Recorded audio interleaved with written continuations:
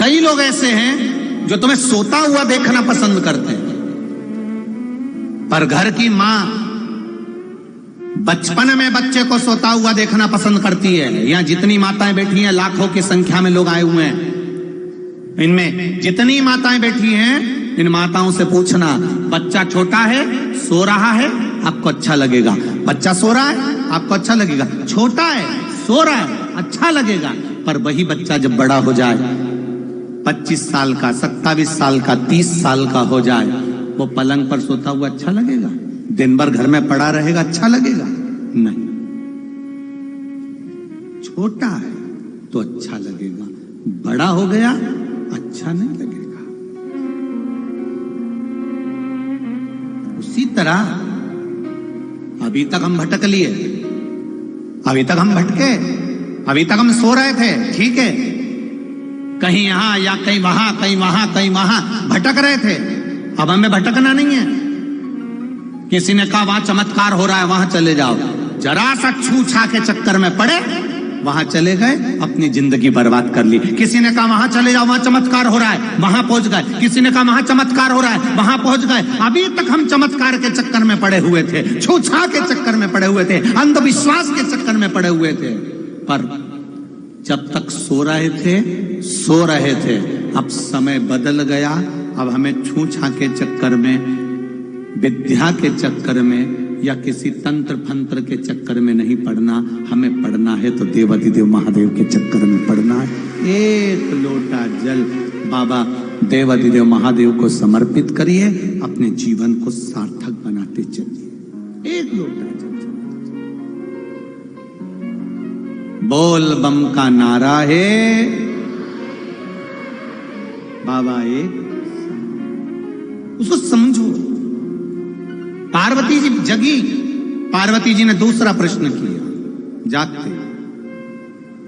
माता पार्वती जी जागी और पार्वती जी ने दूसरा प्रश्न किया, भोलेनाथ जी मेरा दूसरा प्रश्न है, दान की महत्वता क्या है, दान का सुख क्या है, दान की महत्वता क्या है? शंभु शरणे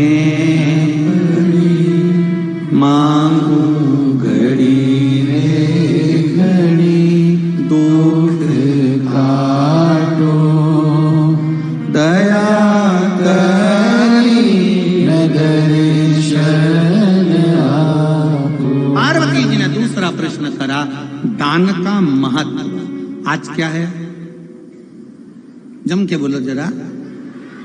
मकर संक्रांति, तुमने दान दिया होगा, बोलो तो सही, किया दान? कोई कोई चीज का, कोई कोई चीज का, कोई कोई चीज का। दान का महत्व जानते हो आप लोग?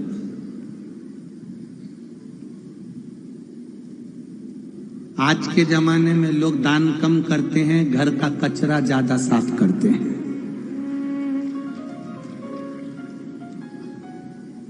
जो किसी काम की चीज नहीं हो वो संक्रांति पे दे दूंगी, जो किसी काम की।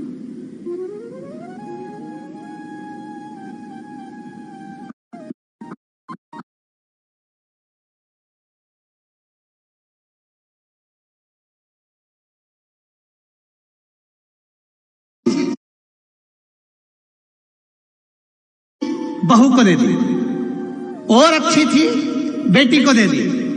साड़ी बेकार थी, परभणी में हो रही थी श्रीमद् भागवत, बोल दो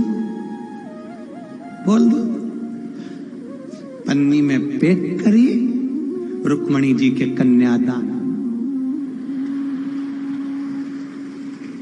रुक्मणी जी के कन्यादान में दे दी। अब तुमने क्या सोचा? जो साड़ी कोई नहीं पहने वो तुमने रुक्मणी के कन्यादान में दी, और सोचा कथा वाले महाराज की पत्नी पहन लेगी, महाराज की पत्नी ऐसी पहने, ऐसी। दादा महाराज पहन ले पर जगदम्बा नहीं पहने। इस भरोसे में मत रहना हो। वो पहचान, एक पति पत्नी के घर में मक्खी घुस गई, बहुत सारी मक्खी घुस गई। अब घुस गई ढेर सारी, तो उन्होंने दोनों ने विचार करा मक्खी मार, पत्नी दोनों मक्खी मार। पत्नी एक हाथ मक्खी नहीं लगी और पति 4 मक्खी मार दिया। पति 4 मक्खी मार कर पत्नी के देख 4 मार, इसमें से 2 स्त्री है 2 पुरुष है। अब पत्नी भी बाल को जाने लगी। तुम इतने विद्वान कब से हो गए कि मक्खी को पहचान गए कि कौन सी मादा है कौन सी नहीं? तुम कैसे कह सकते 2 स्त्री पति वो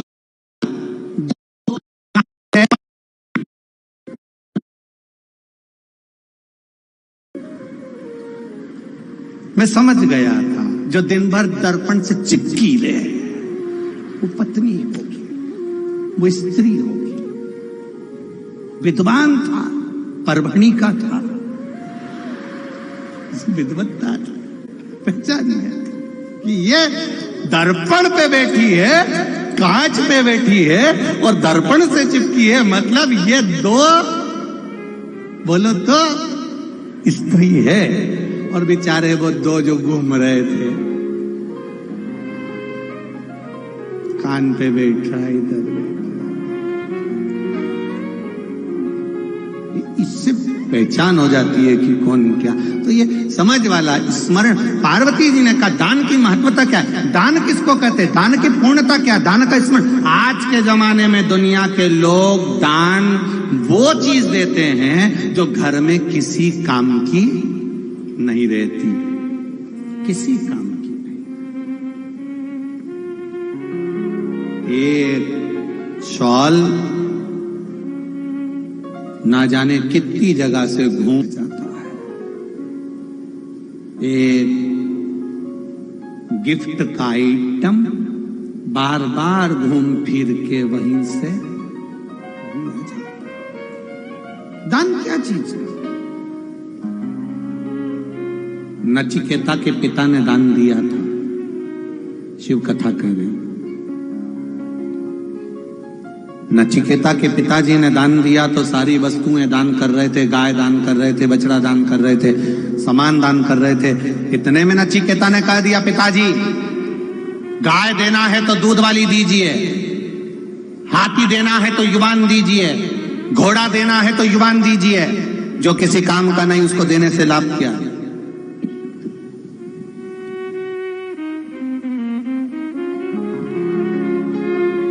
जो किसी काम का है ही नहीं उसको देने से लाभ क्या। नचिकेता के पिताजी को यह ज्ञात हो गया कि मेरा बेटा सही कह रहा, जो अपनी प्रिय वस्तु है, अपने को जो प्रिय है, दान उसका किया जाता। दान का मतलब यह नहीं होता कि जो किसी काम का नहीं हो।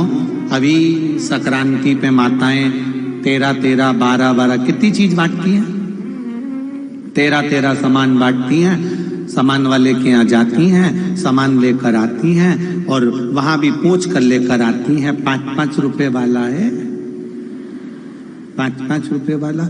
अब 5-5 रुपए का वो डब्बा, वो सामान किस काम का। यहाँ जितने लोग बैठे हो तुम्हारे घर में, वो संक्रांति का सामान पिछले साल का अभी तक कहीं ना कहीं पड़ा है, और ये भी सामान कहीं ना कहीं पड़ा रहेगा, फिर वो सामान कहीं ना कहीं पड़ा रहेगा। शिव महापुराण की कथा कहती है दान उस वस्तु का होना चाहिए जो तुम्हारे लायक हो, तुमको प्रिय हो, तुम्हारे आनंद के अनुकूल हो। तो यहां तक शिव पुराण कहती है कि प्लास्टिक का सामान देने से अच्छा है श्री शिवाय नमस्तुभ्यम कह दो, उतने में ही काम चल जाता है। इतना ही कह, राधे राधे कह लो, सीताराम कह लो, जय श्री राम कह लो, जय श्री कृष्णा कह लो, विठल पांडुरंगा कह लो, उतने में काम चल जाता। पार्वती जी सुन रही थी, नैनों में निंद्रा समा गई। समाई निंद्रा, पार्वती जी झपकी फिर भरने लगी। अब की बार पार्वती जी ने झपकी भरी, जगाया नहीं जगी, फिर जगाया फिर नहीं जगी। क्रोध आ गया शिव जी को। शंकर भगवान ने पार्वती जी को हिलाया। सोते को जगाना, जो काम में सो रहा है, लोभ में सो रहा है, आसक्ति में सो रहा है, वासना में सो रहा है, उसको जगाना श्रेष्ठ है। जगाओ। कोई कथा में सोए तो भी जगा दो।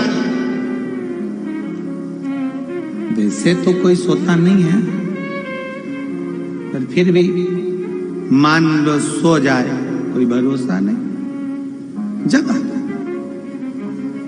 सो रहे हो, उठो जरा, जगाइए। जगाने का प्रयास करें। पार्वती जी को जगाया, शिव जी को क्रोध आ गया और देवाधिदेव महादेव ने कहा, पार्वती बार बार तू झरोके ले रही है, बार बार झोंके मार रही है, सो रही है। पार्वती जी ने कहा, भोलेनाथ जी मैं सो नहीं रही, मैं नहीं सो। शिव जी कह रहे हैं, पार्वती एक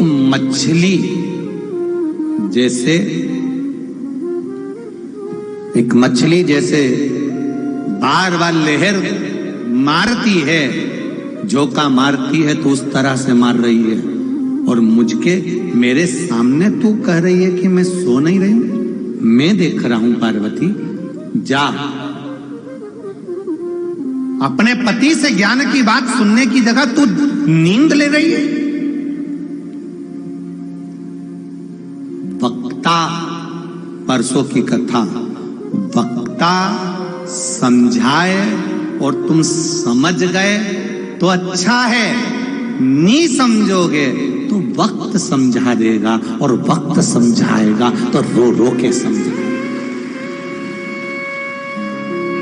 वक्त समझाएगा पर वो रो रो के समझाए। वक्ता समझाए, समझ जाए।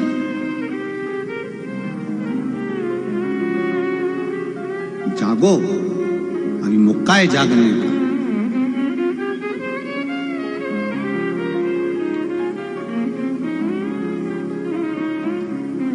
यहां पर गश्ती लगाने वाले आते कि नहीं आते मालूम नहीं। हमारे शहर में, सीहोर में रात्रि के समय सीटी बजाने वाले आते हैं, आधी रात को सीटी बजाते हैं, चिल्लाते हैं डंडा बजा के, जागते, अरे बोलो तो जागते रहो। आधी रात को चिल्लाते हैं जागते रहो, तो भी कोई जागता है? इधर मुंह करके सो रहे थे, इधर मुंह करके सो जाते, और कोई नहीं जागता। रात को वो चिल्लाते हैं और दिन में कथाकार चिल्लाते हैं। रात को अगर नहीं जागे तो तुम्हारा धन चोर चुरा कर ले जाएंगे, और कथा में नहीं जागे तो तुम्हारी जिंदगी तुम नष्ट कर दोगे। जाग जाओ। वक्ता जगा रहा है, कथाकार जगा रहा है, कीर्तनकार जगा रहा है, तुम्हें जगाने का प्रयास। शंकर भगवान को क्रोध आया और देवाधिदेव महादेव ने कहा दिया, पार्वती मैं तुझे श्राप देता हूं, तेरा पति तुझे ज्ञान दे रहा है, देवाधिदेव महादेव तुझको समझा रहे हैं, और तुम मछली की तरह झरोका ले रही है। मैं तुझे श्राप देता हूं पार्वती, तू मछुआरन बनेगी, मृत्यु लोक में जाकर एक मछुआरन का जन्म पाएगी। ये मेरा श्राप है तुझको।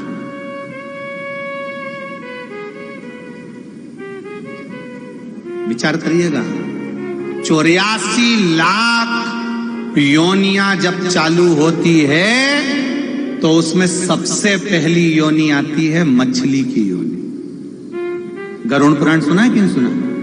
अरे बोलो तो जम क्या, गरुड़ पुराण में लिखा है 84 लाख योनियां चालू होती है, तो 84 लाख योनि में सबसे पहली योनि आती है मछली की योनि। सबसे पहली योनि मछली की। तो किसी ने पूछा कि मछली की योनि सबसे पहले क्यों आती है? क्योंकि ये मनुष्य की योनि पाने के बाद पानी के मोल को नहीं समझती, जब देखो जब मुंडा धोने पड़ती। कपड़े धोए तो इतना पानी फेंके, हाथ धोए तो पानी फेंके, और वो पानी भगवान ने फ्री दिया है, गिफ्ट में दिया है। जल नारायण परमात्मा ने खुश होकर दिया है, उसके महत्व को नहीं समझ पाती। इसलिए पहली योनि, बोलो जम के बोलो, मछली की है। तो जीजियों जरा अच्छे से सुन लेना, और जितने परभणी के जीजा बैठे हैं वो भी सुन लो। अगर ये मछली बनी तो तुम भी मछला बनो, तो थोड़ा ध्यान रखिएगा। बड़ी पहली 84 लाख योनि में पहले नंबर की योनि है मछली। पहले नंबर। जल का सदुपयोग करो, प्रकृति का सदुपयोग करो, वृक्षारोपण करो, जिससे हमारी पृथ्वी हरी भरी हो और ये जीवन सार्थक। समझो उसके महत्व को। हम नहीं समझते। जब कोरोना महामारी आई तब ऑक्सीजन की मशीन याद आई। इससे पहले कोई नहीं जानता था कि ऑक्सीजन की मशीन भी होना चाहिए। ऑक्सीजन की मशीन की तो जरूरत ही नहीं पड़ती अगर अपने पूरी कॉलोनी में पेड़ ही पेड़ लगे होते, वृक्ष लगे होते, तो फिर ये ऑक्सीजन की जरूरत नहीं पड़ती। जरूरत जब पड़ी, जब हमारे पृथ्वी पे से पेड़ कटना प्रारंभ हो गए, वृक्ष कटना प्रारंभ हो गए, वृक्ष समाप्त होने लगे, तब समझ में आया। मेरा श्राप है पार्वती तुझको, तू मछुआरन बनेगी। पार्वती जी की आंख से आंसू बहने लगे, मुझे क्षमा कर दो नाथ, गलती हो गई। पार्वती तू मेरा कहना नहीं मान रही, मैं तुझे कथा कह रहा हूं, सुना रहा हूं, और तू बार बार झपके ले रही है एक मछली की तरह। पार्वती की आंख में आंसू भर गया, क्षमा करो नाथ। शिव जी ने क्षमा नहीं करा। पार्वती जी पृथ्वी पर गई, एक पेड़ के नीचे, वृक्ष के नीचे पार्वती जी छोटी सी कन्या के रूप में रोने लगी। कन्या के रूप में रो रही।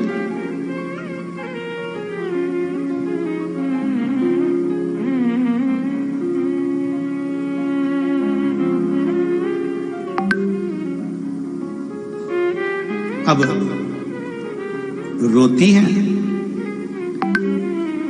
चंद्रदेव पार्वती जी को देख रहे थे कि मां चिंतपूर्णी, मां आनंद देने वाली, मां अंबिका आज एक वृक्ष के नीचे रो रही है।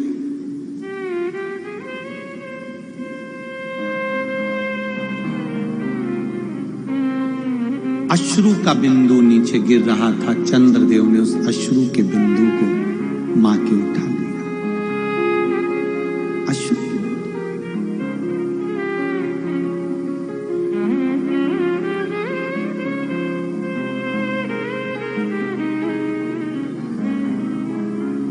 जब भगवान देवाधिदेव महादेव, मेरे शिव, मेरे ओघड़दानी, मेरे शंकर, करकटी के पुत्र भीम को मार दिए, भीमा शंकर के रूप में विराजमान हो गए। शिव जी को पार्वती का वियोग लग रहा था, वियोग लग रहा था। पार्वती की याद शिव को आ रही थी। मैंने श्राप दे दिया, पार्वती को श्रेष्ठ नहीं करा। तब वो जल का बिंदु चंद्रदेव ने ले जाकर शंकर के सम्मुख में दिया। जहां पर शिव भीमा शंकर के रूप में विराजमान हुए, वहां बिंदु को जब दिया तो वो भीमा शंकर के सम्मुख पहुंचा, इसलिए भीमा कहला गया। पर चंद्र ने इसको दिया तो शिव जी ने भी कह दिया ये पार्वती का अश्रु है, साधारण नहीं है। मैंने पार्वती को पृथ्वी पर भेजा है, पार्वती मेरे लिए तप कर रही है, इसलिए अश्रु भी तप करेगा और मृत्यु लोक में चंद्रभागा के नाम से जनमानस का कल्याण करेगा।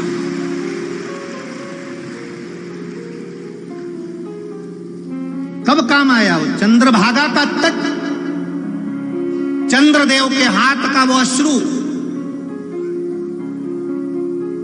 भगवान शिव ने कह दिया पार्वती को, तुम मछुआरन बनेगी। पार्वती छोटी सी कन्या के रूप में रो रही, आंख से अश्रु बह रहा, जल बह रहा, गिर रहा।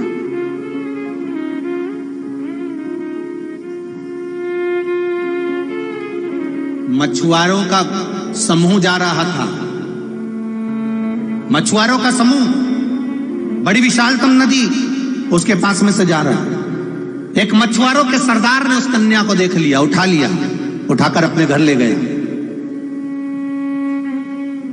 उसकी धर्म पत्नी के संतान नहीं, उस मछुआरे ने अपनी पत्नी की गोद में कन्या को दे दिया। क्या नाम रखा? पार्वती ही नाम रखा, क्योंकि शंकर भगवान की पूजन करता था, हिमालय को बहुत मानता था, तो पार्वती नाम रख दिया। उस कन्या का नाम पार्वती। बड़ी सुंदर कन्या है, बड़ी सुंदर, अति रमणीय।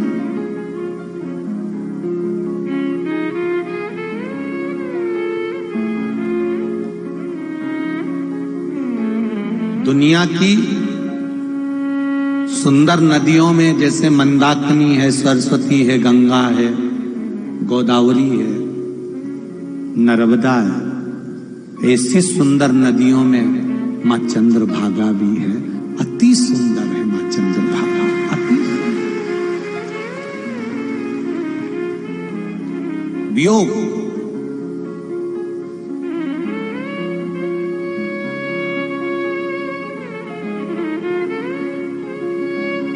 कन्या धीरे धीरे धीरे धीरे बड़ी होने लगी, कन्या बड़ी होने लगी।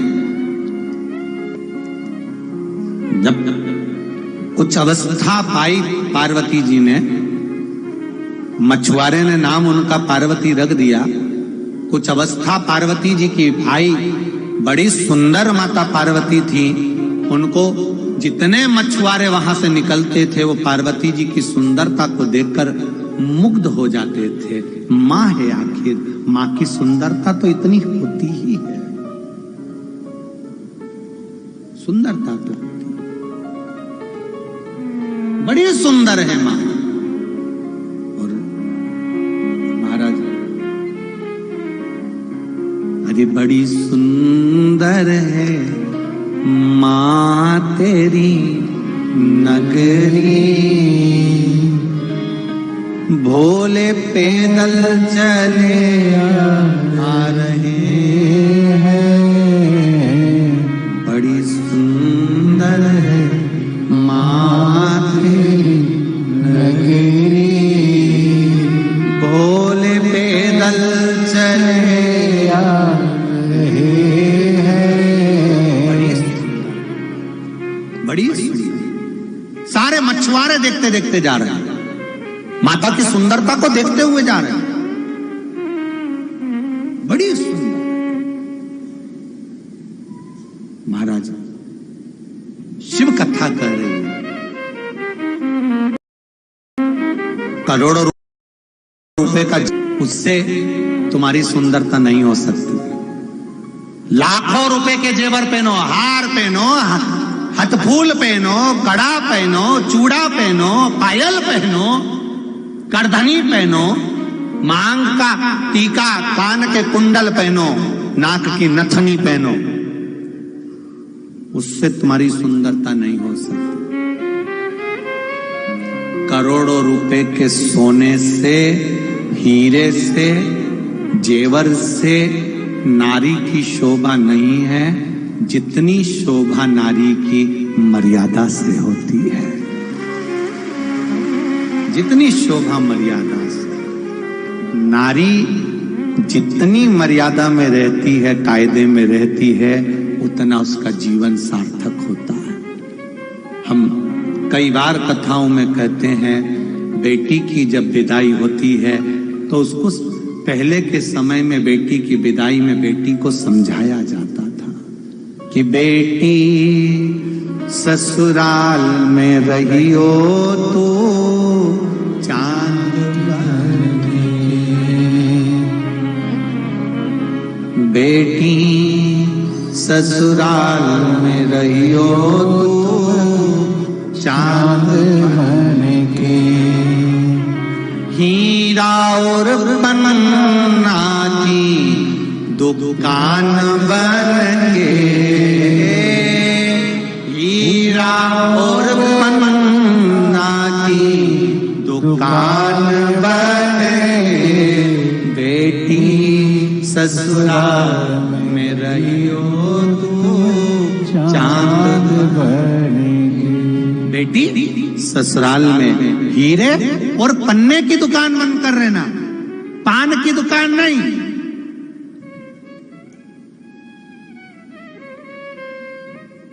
किराने की दुकान नहीं,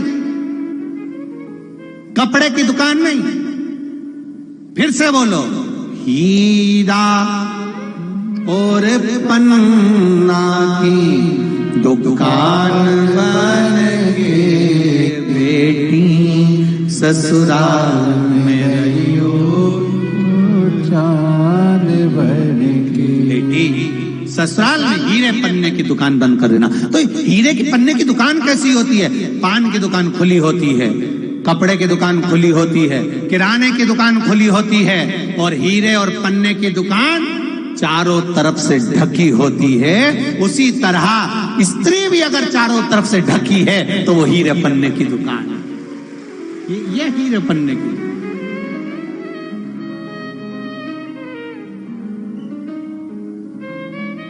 अब आज का समय थोड़ा सा बदल गया। पहले इतना पल्लू चलता था। हमारे यहाँ मारवाड़ियों में तो आज भी रीति है, बुजुर्ग माताओं को देखो, बुजुर्ग माताओं को इतना पल्लू, फिर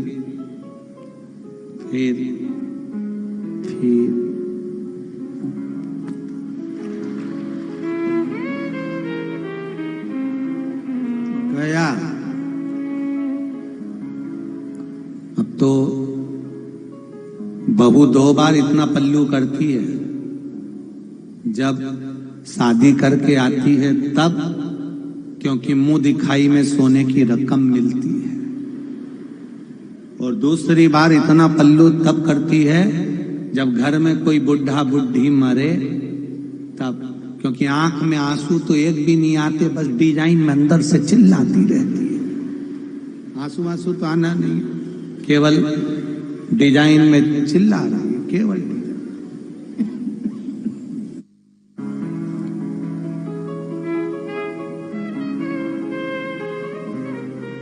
स्त्री की मर्यादा,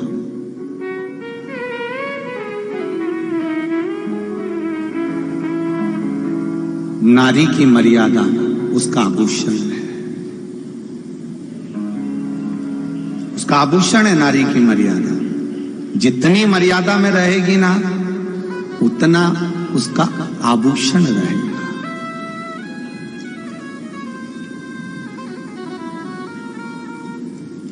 पूरे सिर पे से पल्लू हटा के आड़े टेढ़े कपड़े पहनकर कोई भी निकल कर जाएगा ना, कोई नहीं कहेगा, सब देखेंगे, हंसेंगे और अपशब्द कहेंगे। पर सिर पे पल्लू डालकर अगर कोई निकल कर चली गई, किसी की सामर्थ्यता नहीं कि कोई अपशब्द कह दे, कोई ताना दे दे, कोई आड़ा टेढ़ा हो, किसी की सामर्थ्यता नहीं है महाराज, किसी की सामर्थ्यता नहीं।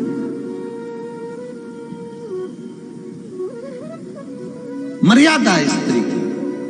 पार्वती जी छोटे से बड़ी हो गई, सुंदर थी, अति सुंदर थी, सारे मछुआरे उनको देखते हुए जाते थे।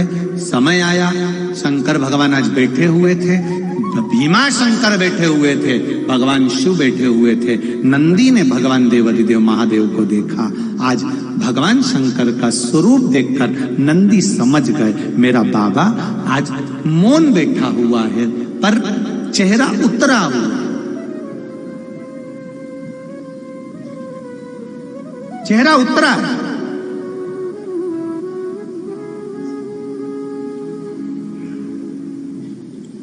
एक छोटी सी बात के लिए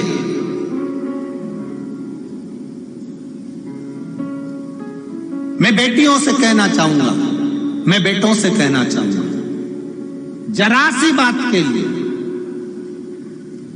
तलाक की मत सोचो। 2 साल थोड़ा एडजस्टमेंट करने में लगाना, थोड़ा रुकना। तुम्हारी किस्मत में अगर अभी दुख लिखा है तो तुम दूसरी शादी कर लोगे तो भी दुख तो तुमको भोगना ही पड़ेगा, इसलिए थोड़ा एडजस्ट करिए।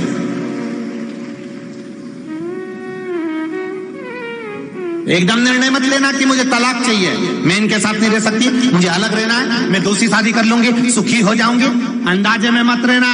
जब पहली किस्मत में दुख लिखा है तो तू 4 भी शादी कर लेगी तो तेरी किस्मत में दुख लिखा रहेगा, इसलिए थोड़ा सा एडजस्ट कर चल, थोड़ा सा संभल कर चल। और कई पुरुष लोग कह देते, कई लड़के लोग कह देते, ये मेरे लायक नहीं है, मैं इसके साथ नहीं रह सकता, मैं इसके साथ नहीं रह सकता। तो अभी तो तुझे जगदम्बा मिली है, आने वाले समय में चंद्र घंटा मिलेगी, तू क्या चिंता कर, थोड़ा एडजस्ट, थोड़ा।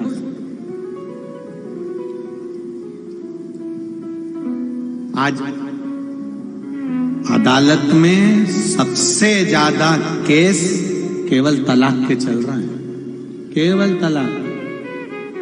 और कितनी लड़के को लड़की दिखाई, लड़की को लड़का दिखाया, 6 महीने तक फोन पे बात चली, रात के 3-3 बजे तक सोए नहीं, दिन भर लैपटॉप पे काम करे, रात भर बात करे। इतना पहचाने थे, होटल में खाने गए, घूमने गए, फिरने गए, और बचा कुचा था। तो आज के जमाने में एक नया फैशन आ गया, शादी के पहले कई विशेष जगह पे घूम के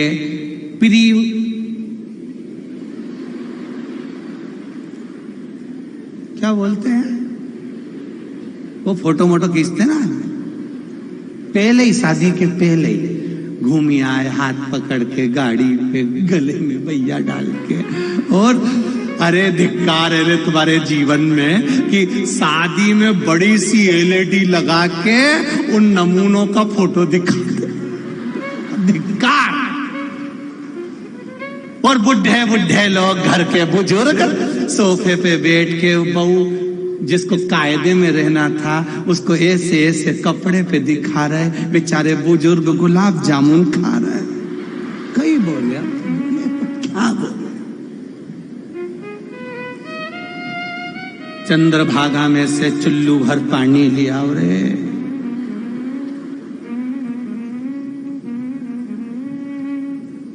तुमने तो नहीं करा ऐसा नीना, मेरे को तो पहले ही मालूम था तुम परवणी को ऐसा करोगे, इसलिए तो मैंने पूछा। तुम ऐसे नहीं निकल सकते, मुझे विश्वास है कि परवणी के लोग ये परवड़ी के लोग ऐसा नहीं कर सकते, ये फ्री वाले करेंगे, फ्री वाले करे सोच। पर विश्वास रखना, बुजुर्गों के सामने अपनी आने वाली बहू का नमूना पेश मत करना, उसको ऐसा मत दिखाना। जो बहू तुम्हारे घर की लक्ष्मी है, तुम्हारे घर की बेटी है, तुम्हारे घर की पूंजी है, तुम्हारे घर की तिजोरी का धन है, उसको 4 लोगों में स्टेज प्रोग्राम में ऐसा LED लगा के मत दिखाना कि लोगों की आंख भी नीची हो जाए, ऐसा मत दिखाना, मत दिखाओ। क्या दिखाना? थोड़ा हमारी बात का बुरा जरूर लगेगा आप लोगों को, लगे तो लग जाए, उसमें कोई टेंशन वेंशन की बात नहीं है। लग जाएगा तो अगली बार नहीं बुलाओगे, उसमें कोई दिक्कत वाली बात नहीं। तुम मत बुलाना, सांसद जी तो बुलाएंगे, तो उसमें तुम्हें टेंशन लेने, तो सुधरो, थोड़ा सुधरो, थोड़ा सुधरो। शिव जी का ध्यान नहीं, शंकर भगवान मौन है, शंकर भगवान का चेहरा उतरा हुआ है, शिव जी का चेहरा उतरा हुआ था। नंदी ने देख लिया, नंदी ने देखकर भोलेनाथ जी को पूछ लिया, बाबा आपका चेहरा उतरा हुआ है, क्या बात है? मेरे बाबा बोलते हैं मैंने पार्वती पर क्रोध कर दिया, उसको श्राप दे दिया, अब पछता रहा।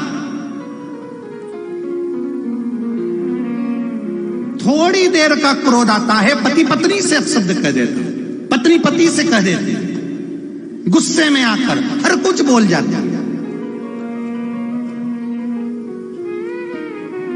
वो तो कहीं कहीं का पति हो तो थोड़ा सा समझ जाता है। एक पत्नी ने गुस्से में आकर कह दिया तुम तो जानवर हो। बेचारा समझदार पति था, उसने कहा बिल्कुल सही बोल रही है, तू मेरी जान और मैं तेरा वर। उसमें तू गलत नहीं बोल, उसमें गलत नहीं। वो तो कहीं कहीं का समझदार हो तो उसने अपशब्द बोला, इसने पलट कर अपशब्द किया, उसने पलट कर अपशब्द बोला, उसने पलट कर अपशब्द किया। बाद में पछतावा हुआ कि हमने क्यों अपनी पत्नी को ऐसा बोल दिया, हमने क्यों अपने पति को ऐसा बोल दिया, मैंने क्यों अपने बेटे को ऐसा बोल दिया, बेटे ने क्यों बाप को ऐसा बोल दिया। फिर बाद में पछतावा होता है। जब क्रोध समाप्त हो जाता है तो शिव जी कह रहे हैं मैंने पार्वती को श्राप दे दिया पर मुझसे वियोग सहन नहीं हो रहा, मैं क्या करूं।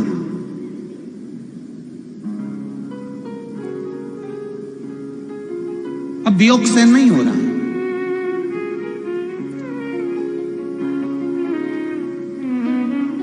नंदी ने कहा तो पार्वती मैया को वापस क्यों नहीं ले आते भोलेनाथ जी? बाबा आप पार्वती जी को वापस ले आओ। शंकर भगवान बोले कि पार्वती को मैं कैसे लेके आऊं, क्योंकि मैंने उसको श्राप दिया, मैंने श्राप दिया, तो फिर पार्वती कैसे मिलेगी? शिव जी कहते हैं अब वो मछुआरन बन गई, मछुआरे की बेटी बन गई, अब तो उसकी शादी किसी मछुआरे से ही होगी, मछुआरे से उसकी शादी होगी। बिना मछुआरे के शादी नहीं हो सकती, पार्वती ऐसे नहीं आ सकती, उसको तो मछुआरे से शादी करना पड़ेगी। तो नंदी ने कहा तो फिर क्या करूं मैं? फिर एक काम करो ना बाबा, आप मछुआरा बन के क्यों नहीं चले जाते? शिव जी बोलते मैं और मछुआरा? हाँ, भगवान शंकर ने मना कर दिया, मैं नहीं बन सकता। नंदी ने लीला रचना प्रारंभ कर दी। नंदी, जब पति और पत्नी का संबंध टूट रहा हो, अदालत में बात जा रही हो, तो मेरा बेटी के माँ बाप से भी निवेदन है और बेटे के माँ बाप से भी निवेदन है कि इन दोनों को कैसे भी जोड़ने का प्रयास करना, भड़का कर जहर घोलकर अलग करने का प्रयास मत करो। मेरा बेटी के माँ बाप से भी निवेदन है और बेटे के माँ बाप से भी निवेदन है, इनको जहर मत घोलना कान में। वो तो ये सही है, हमने तो पता नहीं करा, हमें क्या मालूम था कि इतना बेकार होगा, इतना बेकार होगा, हमको नहीं मालूम था।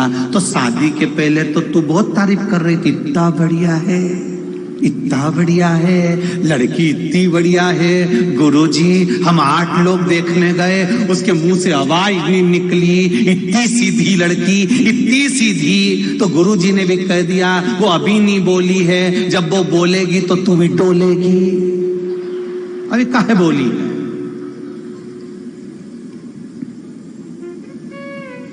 पति पत्नी में झगड़ा हो रहा है, अदालत में बात चल रही है। मेरा बेटी के माँ बाप से और बेटों के माँ बाप से निवेदन है, थोड़ी देर समझाना अपनी बेटी को, कहना तू ज्यादा पढ़ गई है, तू बड़ी नौकरी कर रही है, सर्विस कर रही है, तेरी एजुकेशन अच्छे कॉलेज में हुई है, हम जानते हैं तू उस लेवल की है। लड़का हो सकता है तेरे लेवल का नहीं हो, पर बेटा मान लो तलाक होने के बाद हम दूसरी शादी करें और वो भी ऐसे ही निकल जाए तो क्या गारंटी है?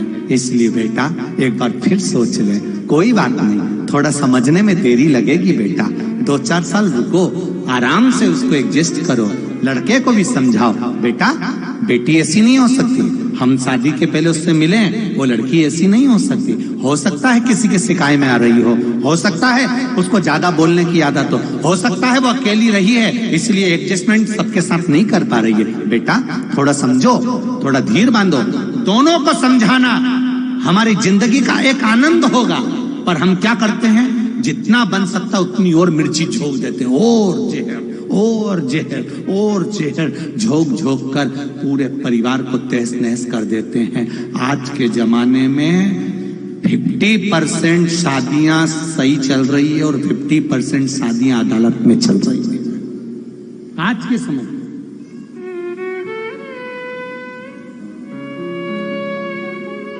समझाना भूल गए। हम अब समझाना नहीं चाहते। नंदी समझाना चाह रहा था, भोलेनाथ जी नहीं समझे तो नंदी ने चाल चली। नंदी ने चाल चलना पड़ा। कभी कभी माँ बाप को चाल चल देना चाहिए। एक लड़की, डॉक्टर की बेटी, अपने पति के साथ सही से नहीं रह पा रही थी, तो उसने अपने पापा से कह दिया, पापा मैं अपनी सास के साथ नहीं रह सकती, वो बहुत गंदी है, बहुत आड़ा टेढ़ा बोलती है, मैं उसके साथ नहीं रह सकती। पापा या तो मुझे जहर दे दो या मेरी सास को जहर दे दो। पिताजी ने देखा कि बेटी को बहुत क्रोध आ गया है। पिताजी ने कहा, बेटा 3 महीने की पुड़िया बनाकर दूंगा, एक एक पुड़िया सास की चाय में मिलाकर पिलाते जाना, तुझे मारने की जरूरत नहीं पड़ेगी। एकदम जहर दे देंगे तो सास मर जाएगी, नाम अपना खराब हो जाएगा। पुड़िया डालना चाय के अंदर, धीरे धीरे स्लो स्लो पाइजन चलता रहेगा। पर एक बात याद रखना बेटा, 3 महीने में सास मर जाएगी, पर तू 3 महीने सास की अच्छे से सेवा, बस 3 महीने तो करना है, कर दूंगी, कैसे भी एडजस्ट करूंगी। वो कितना ही बोलेगी, मैं नहीं बोलूंगी। 3 महीने तुम पुड़िया दे दो। बेटी को 3 महीने की पुड़िया बनाकर दे दी, चाय में मिलाती, सास को देती। सास कुछ भी कहती, वो कुछ जवाब नहीं देती, अच्छे से रहती। सास को भी लगा जब से मायके से आई है थोड़ा बदल गई है। सास ने भी बोलना बंद कर दिया। 1.5 महीना निकल गया। सास ने कहा, बेटा त्योहार आ रहा है, चल मैं तुझे बाजार ले चलूं। सास उसको बाजार ले गई, साड़ी दिलाई, रकम दिलाई, पाँव की चप्पल दिलाई, सब दिलाकर लेकर आई। सास और बहू में धीरे धीरे प्रेम बढ़ने लगा। 15 दिन की दवाई और रह गई थी कि बहू दौड़कर अपने मायके पहुंच गई। पापा कुछ भी करो पर मेरी सास को मरने मत देना, मेरी सास जैसी कोई सास नहीं।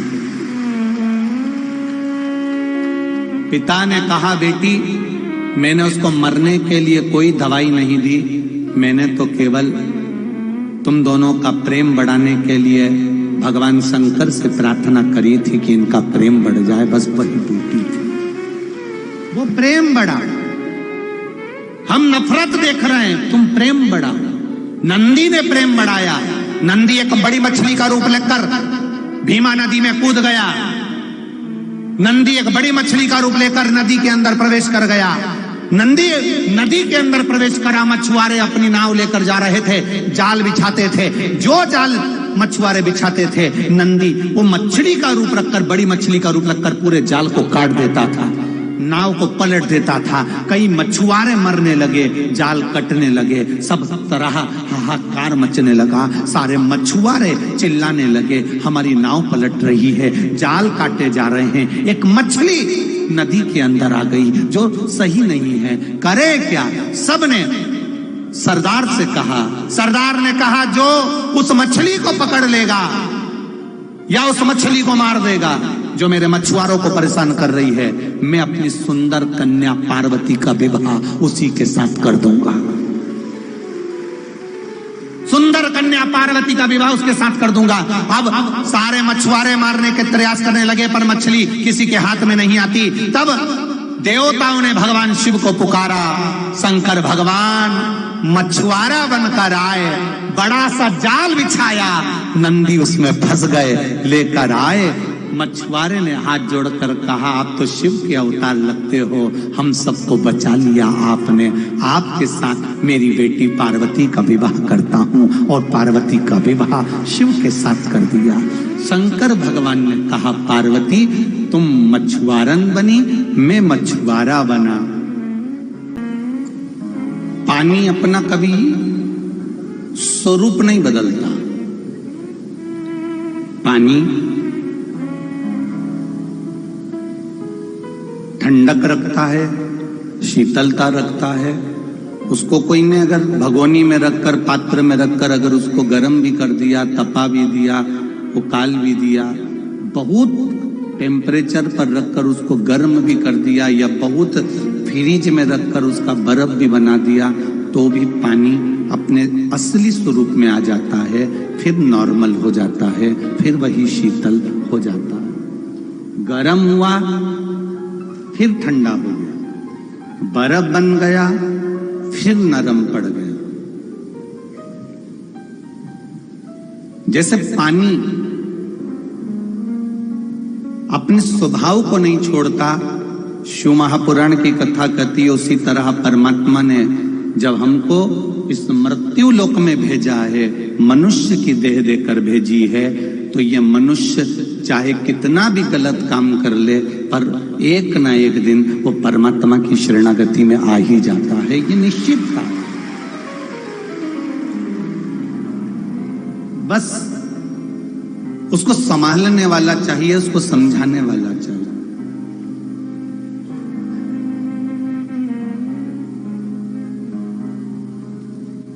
यदि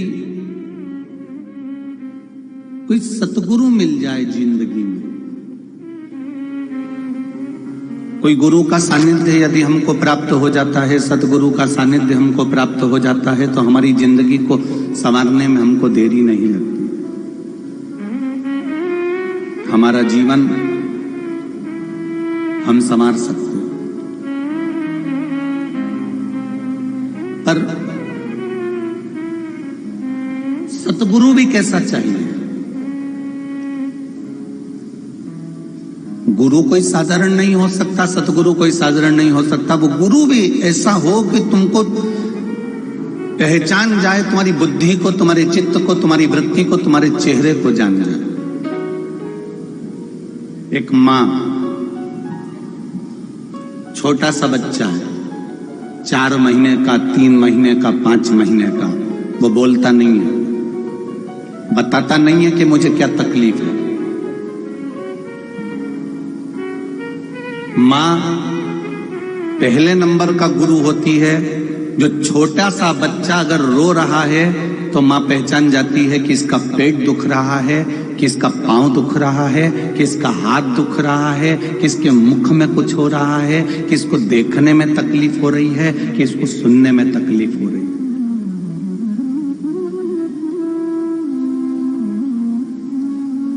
मां रूपी गुरु अपने बच्चे को पहचान जाती है कि इसको तकलीफ क्या है। और संसार में अगर असली गुरु मिला है आपको, कोई सदगुरु मिला है आपको, तो वो केवल आपका चेहरा देखकर पहचान जाता है कि इसको तकलीफ क्या है। सतगुरु और मां,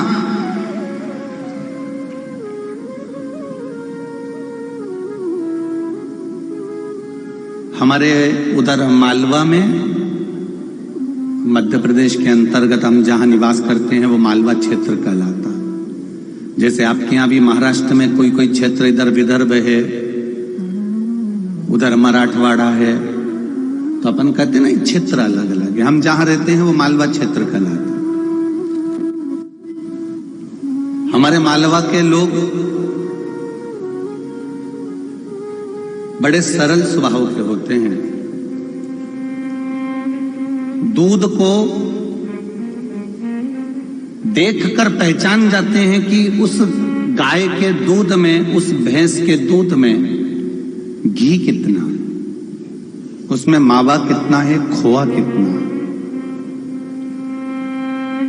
और मैं जानता हूं महाराष्ट्र में भी ऐसे कई लोग होंगे जो दूध को केवल ऐसा उंगली में लेके बता देते हैं कि इसमें इतना घी है, इसमें इतना मावा है, इसमें इतना खोआ है। बोलो जी सही है कि गलत है?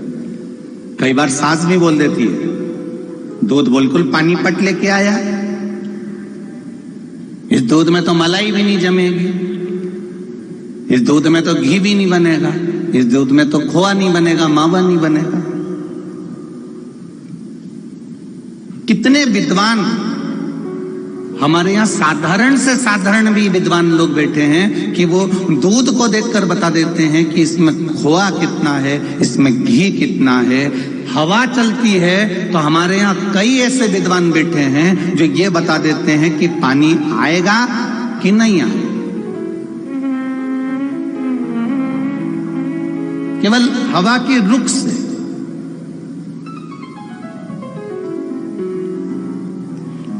कई बार तो हमारा वो आशीष वो भी हमसे कह देता है हवा तेज चली तो कह देगा आज उधर पानी गिर रहा है। तो हम कई बार कह देते हैं तू क्या अंतरिक्ष में चढ़ के बैठा है जो बता देता है कि पानी गिरेगा।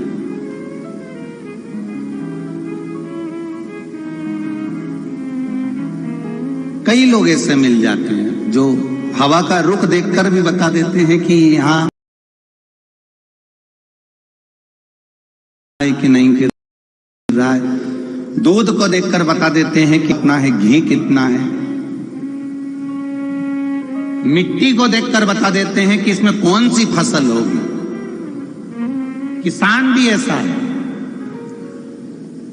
एक किसान भाई अगर जमीन लेने जाता है तो पहले मिट्टी देखता है कि इसमें कौन सी फसल होगी। इसमें कपास होगा, सोयाबीन होगा, गेहूं होगा कि सब्जी होगी कि केला होगा, क्या होगा, फूल होगा कि क्यारी होगी, वो जमीन देखकर बता देता है।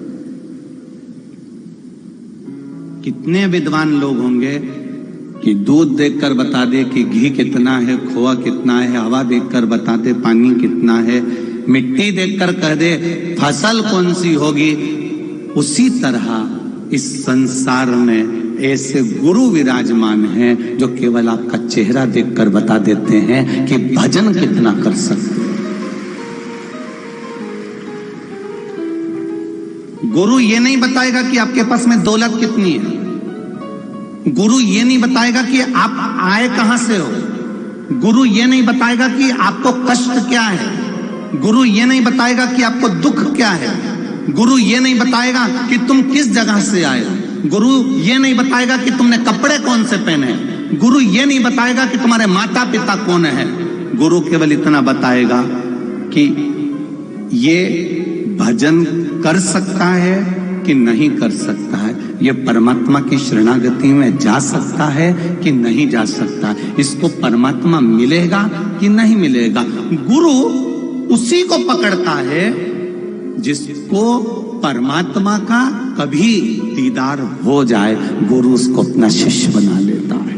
वो साधारण नहीं हो सकता,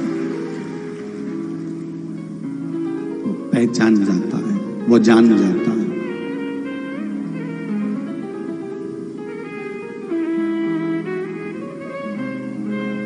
स्वामी समर्थ, संत तुकाराम जी, संत नामदेव जी, रामकृष्ण परमहंस जी, जगत गुरु शंकराचार्य जी, मीराबाई, श्री रविदास जी, संत श्री रविदास जी,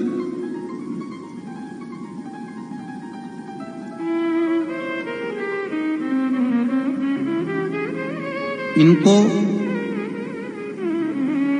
ये वो संत हैं जिन्होंने अपने जीवन काल में व्यक्ति का चेहरा देखकर पढ़ लिया कि ये भगवत भजन करेगा कि नहीं करेगा। संत रविदास जी ने मीराबाई से कहा था, मीरा तू राजघराने में रहने वाली है, याद है तुझे? मीरा कहती है मैं राजघराने में रहने वाली हूं, राणा के घर की बहू हूं।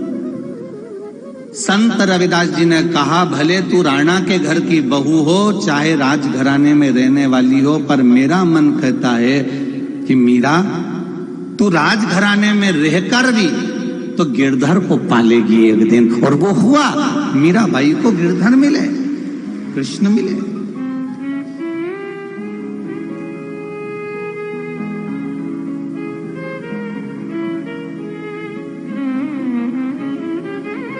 आप किसको ज्ञान दे रहे हो?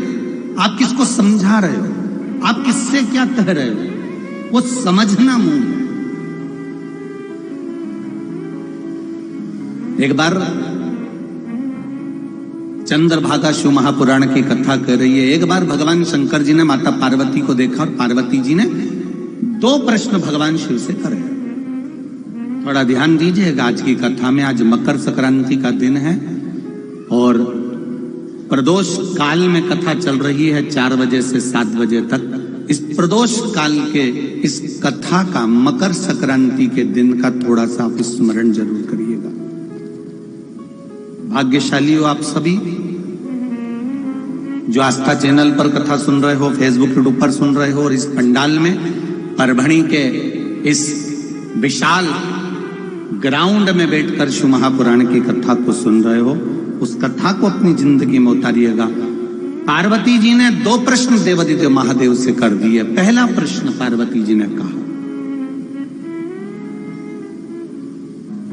ज्ञान और विज्ञान इन दोनों को मेरे को समझना।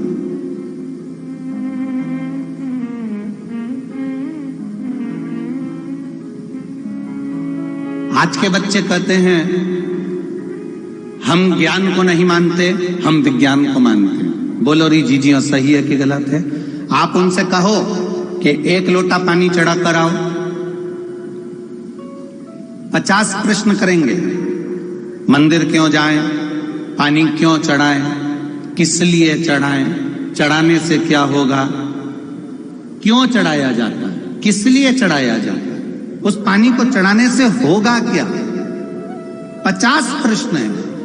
और जो 50 प्रश्न करते हैं, उन 50 प्रश्न करने वाले बच्चों को कहना कि जल चढ़ाने से होता क्या? एक पत्र आया, बड़ी बड़ी राइटिंग में लिखा है, और इतनी बड़ी राइटिंग में लिखा है कि मेरे पास में जितने लोग इस पंडाल में बैठे हैं, मुझे उम्मीद है कि वो आप बिना कैमरे के भी पढ़ सकते हो। विश्वास है मुझे। इस पत्र को जिसने लिखा है, आपको दिख रहा होगा, बाबा क्या लिखा है? बाबा भोलेनाथ की कृपा से गवर्नमेंट जॉब में ऑल इंडिया रैंक फर्स्ट प्राप्त करा हूं। ये तो पत्र के ऊपर का है, पत्र तो ये रिया, ये तो पत्र के ऊपर का लिफाफा है, केवल लिफाफा। अब इस बच्चे ने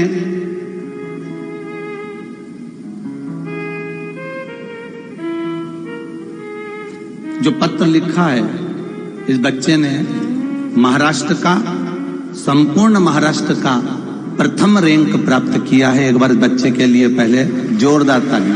फिर इस पत्र को हम पढ़ें कि जो बच्चे प्रश्न करते हैं, नवयुवक बेटे बेटी प्रश्न करते हैं कि शिव जी को शहद लगाकर बेलपत्र चढ़ाने से क्या होता है, शंकर जी को जल चढ़ाने से क्या होता है, शिव जी को चावल का दाना चढ़ाने से क्या होता है, शंकर जी को दूध से स्नान कराने से क्या होता है, पंचामृत चढ़ाने से क्या होता है, कमल का पुष्प चढ़ाने से क्या होता है, चंदन लगाने से क्या होता है। इस बच्चे ने लिखा, मेरा नाम सुसंगीता सुभाष राव भदाड़े है। मैं नेहरू नगर तहसील महागांव जिला यवतमाल महाराष्ट्र की रहने वाली हूं। कहीं बैठी हो तो हाथ हिलाइएगा, कहीं बैठी हो तो हाथ हिलाइएगा। जो पत्र आपने लिखा है, कहीं पर बैठी हो और किसी को दिखे तो अवश्य बोलिएगा। मेरा नाम सुसंगीता सुभाष राव भदाड़े है। मैं नेहरू नगर तहसील महागांव जिला यवतमाल महाराष्ट्र की रहने वाली हूं। मेरा मोबाइल नंबर ये है। गुरुजी, 1 लोटा जल और बेलपत्र का महत्व क्या बखान करूं। गुरुजी, मेरा बेटा गवर्नमेंट जॉब की तैयारी 2020 से कर रहा था। उसने 2020 में भारतीय अंतरिक्ष संस्था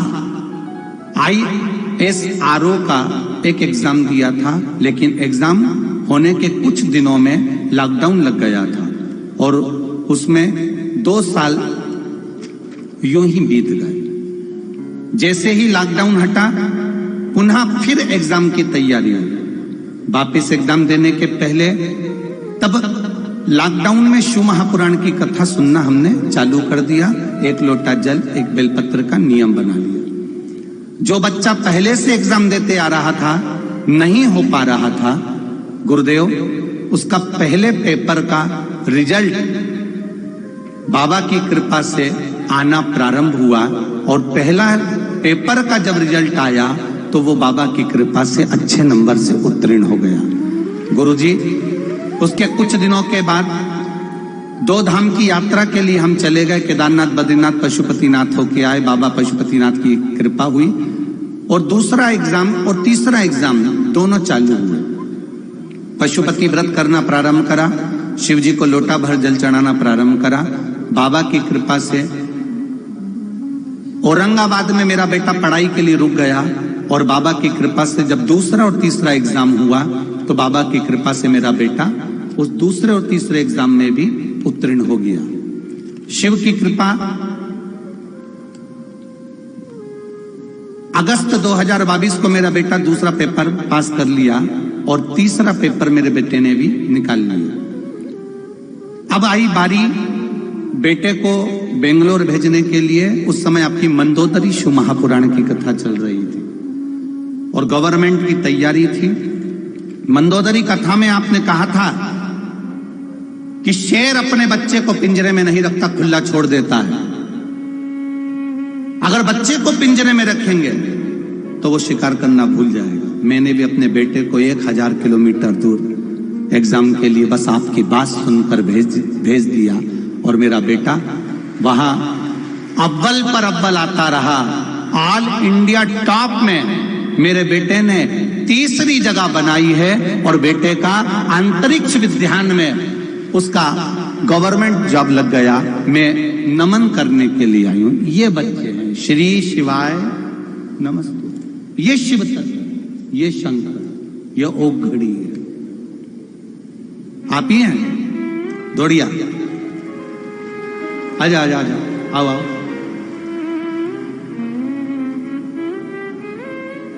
आंदो बाबू इसको।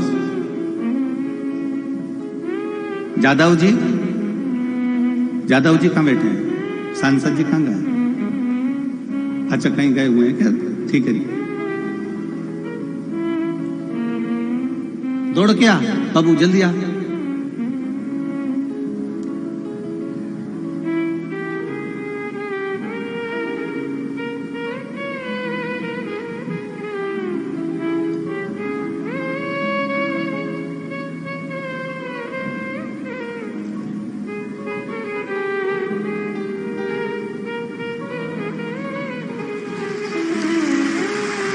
अच्छी पढ़ाई और अच्छी रैंक के लिए बाबू बधाई आपको।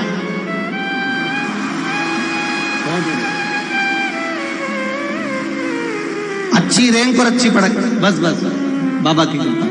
बहुत बहुत साधुवाद, बहुत बहुत जोरदार ताली बजाओ इस बच्चे के लिए जिसने। आए क्या जादव जी?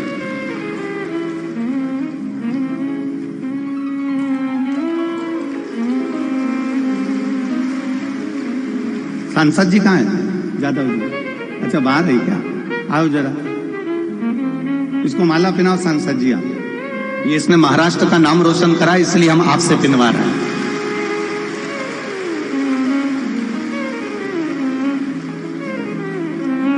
इस बच्चे ने महाराष्ट्र का नाम रोशन करा, इसलिए आपके द्वारा माला पिनवा रहे हैं, क्योंकि आप महाराष्ट्र के सांसद हैं। बहुत बहुत साधुवाद बेटा। जय श्री शिवाय। हर हर शिव तत्व इसको कहते हैं। भगवान शंकर का गुणगान इसको कहते हैं। शिव कथा कह रही है। उस बच्चे ने उस पत्र में अपना सब कुछ लगा दिया, सब कुछ। ये बालक, ये उसका क्रम। शिव तत्व इसी को कहा।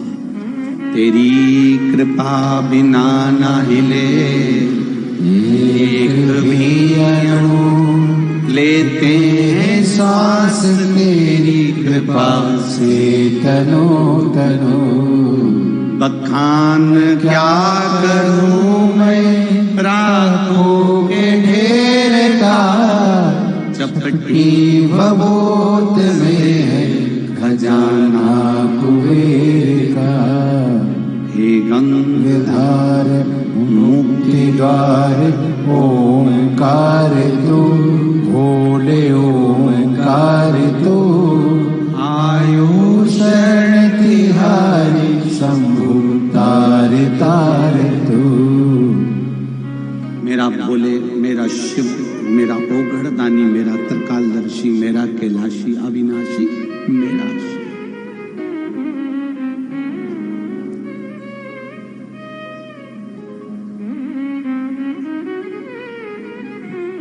इंडिया गवर्नमेंट के अंतरिक्ष विभाग में पहुंच जाना अपनी मेहनत के बल पर,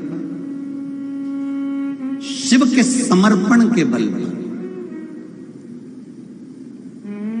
जो नवयुवक लड़के लड़कियां कहते हैं कि शंकर को जल चढ़ाने से क्या होता है, शिव को बेलपत्र चढ़ाने से क्या होता है, उन बच्चों के लिए ये बच्चा प्रेरणा, ये प्रेरणा दे रहा।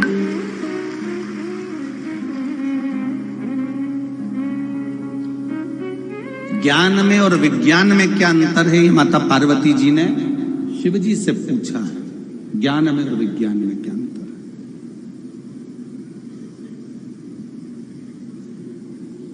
हमारा सनातन धर्म यह नहीं कहता कि आप विज्ञान को मत मानो,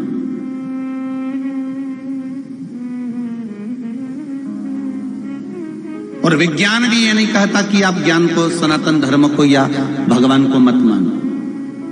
जिस समय वेंटिलेटर पर पड़ा हुआ व्यक्ति अंतिम सांसें गिन रहा होता है, तब डॉक्टर, जो विज्ञान को मानने वाले हैं, वो डॉक्टर भी कह देते हैं कि अब उसके हाथ में है। मतलब डॉक्टर को भी मालूम है कि ये डॉक्टर हो रहे हैं। विज्ञान को मानने वाला विज्ञान को मानता है, और ज्ञान को मानने वाला भी विज्ञान को मानता है।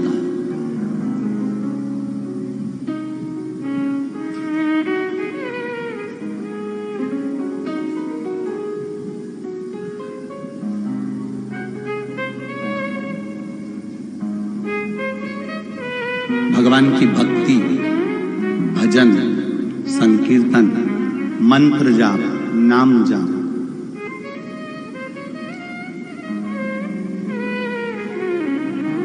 शिव जी से पार्वती जी ने पूछा ज्ञान और विज्ञान में कोई क्रम आप मुझे समझाइए। शंकर भगवान पार्वती जी को नंदी पर बिठा कर ले गए सीधे अमरनाथ की गुफा के अंदर, जिस गुफा में शंकर भगवान माता पार्वती जी को अमर तत्व की कथा सुना रहे। अमर तत्व की कथा।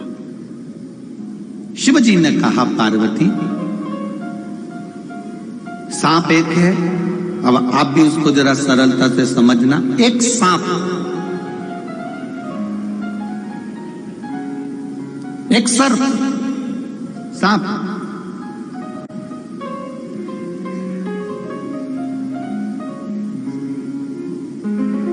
सांप के कान होते हैं क्या? अरे जम के बोलो, नहीं होते। कौन कह रहा है ये विज्ञान कह रहा है।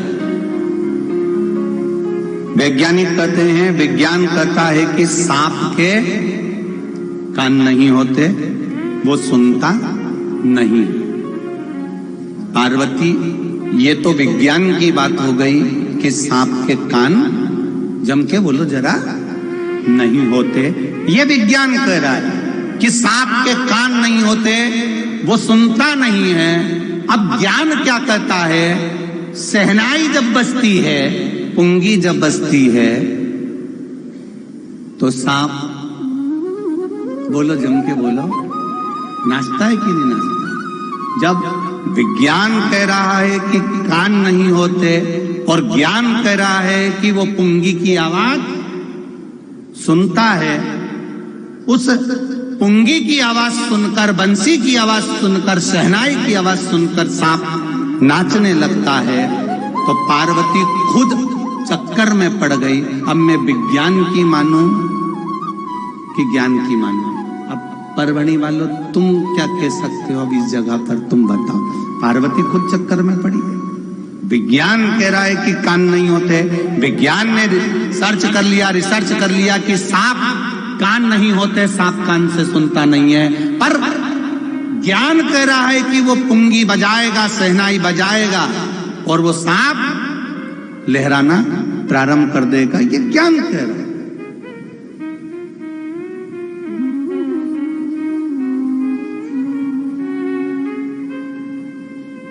तो विज्ञान वाले ने ज्ञान वाले से पूछा, इसके कान नहीं है, ये सुनता नहीं। तो ज्ञान वाले ने कहा, इसके कान भले नहीं हो, पर इसके शरीर की जो रोमावली है, वो रोमावली में जब पुंगी की, शहनाई की तरंग छूती है, तो इसको अपने आप आनंद की अनुभूति होकर ये खड़ा हो जाता है और स्नान आदि में तैयार हो जाता है, उसको उसका आनंद में वो डूबने लगे। अब विज्ञान ने माना नहीं, विज्ञान कहता है कि हम नहीं मानते इस चीज के लिए। तो पार्वती जी ने भी शिव जी से कहा कि अब मैं ज्ञान को मानूं कि विज्ञान को मानूं। तो भगवान शंकर ने कहा, विज्ञान बिल्कुल सही कह रहा है कि सांप के कान नहीं होते, पर ज्ञान भी कुछ कम नहीं कह रहा कि शरीर की जितनी जितनी रोमावली है, इससे सांप तरंगों से सुन रहा है। पार्वती जी कहती हैं, मुझे सिद्ध कर कर बताओ। शंकर जी ने पार्वती को सिद्धता देने के लिए, पार्वती को सिद्धता देने के लिए शंकर भगवान बगला मुख बन गए और पार्वती को बगला मुखी बना दिया। कौन सी माता बनी है? बगला मुखी माता। अब बगला मुखी माता क्यों बनाया शिव जी ने? शंकर बगला मुख क्यों बन गए? बगला मुखी बनने का कारण केवल इतना है कि पार्वती को कुछ देर के लिए महादेव को यह दिखाना पड़ेगा कि ज्ञान और विज्ञान दोनों ही श्रेष्ठ है, दोनों को समझने वाला चाहिए। पार्वती जी कहती है कि मुझे जानना है, क्या रोमावली से भी क्या तरंग प्रवेश करती है? रोमावली से भी क्या वायु प्रवेश करती है? तो शिव जी ने फिर लीला रचना प्रारंभ करा। पार्वती जी की केवल नासिका के छिद्र को शंकर जी ने छोड़ दिया, बाकी के पूरे छिद्र को शंकर भगवान ने ढक दिया।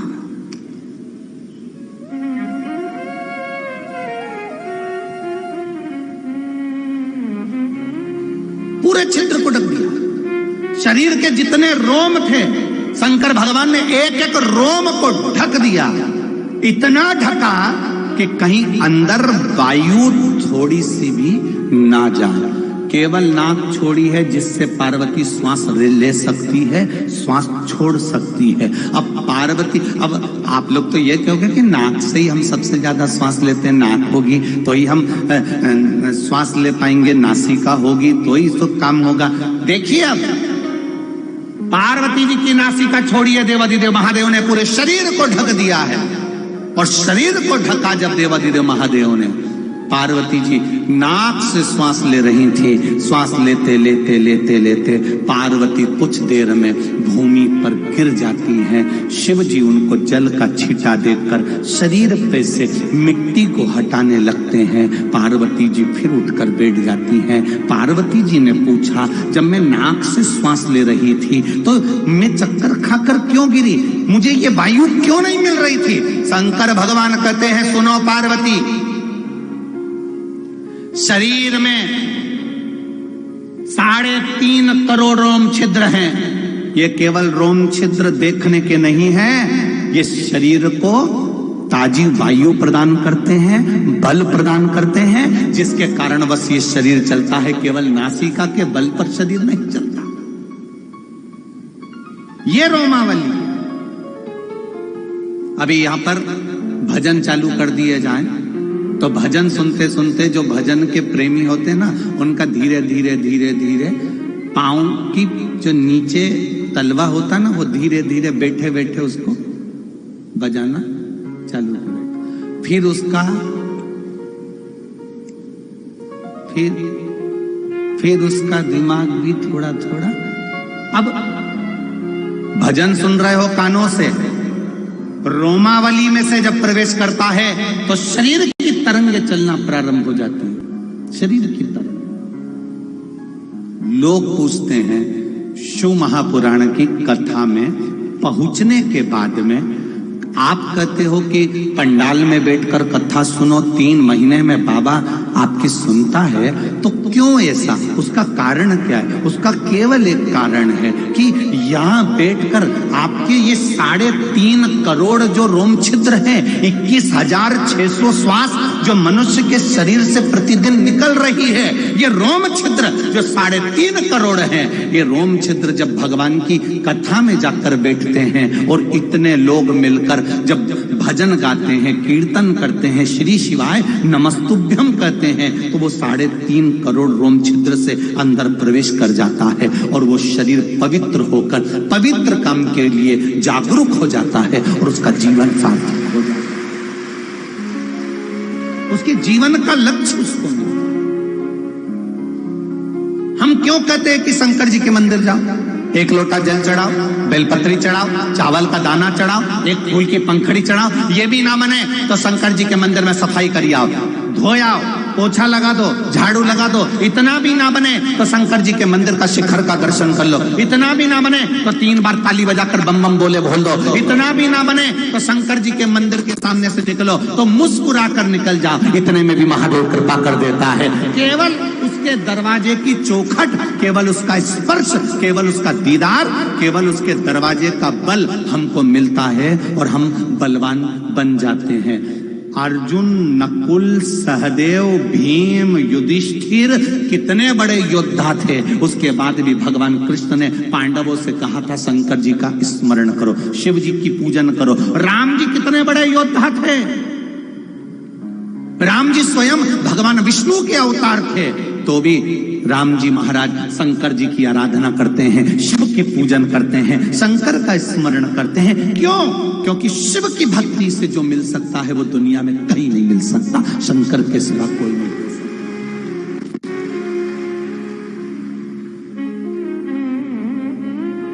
16,108 रानियां थी मेरे भगवान कृष्ण की, एक भी रानी से संतान नहीं हुई। तब गर्गाचार्य बाबा के कहने पर उन्होंने एक रानी के साथ में 11-11 दिन तक शंकर जी की भक्ति करी। शिव जी प्रसन्न होकर वर दे दिए, तुम्हारी एक रानी से 11-11 संतान होगी। 10 लड़के 1 लड़की, 10 छोरा 1 छोरी, 10 मुलगा 1 मुलगी।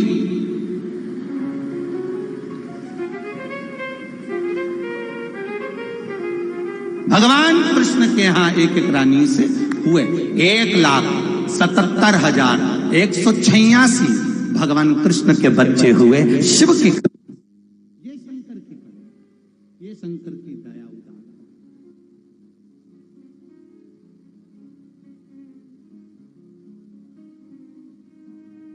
महाराज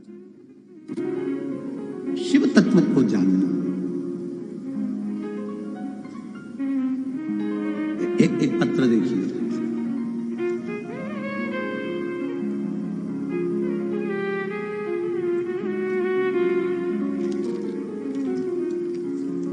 मैं गजानन,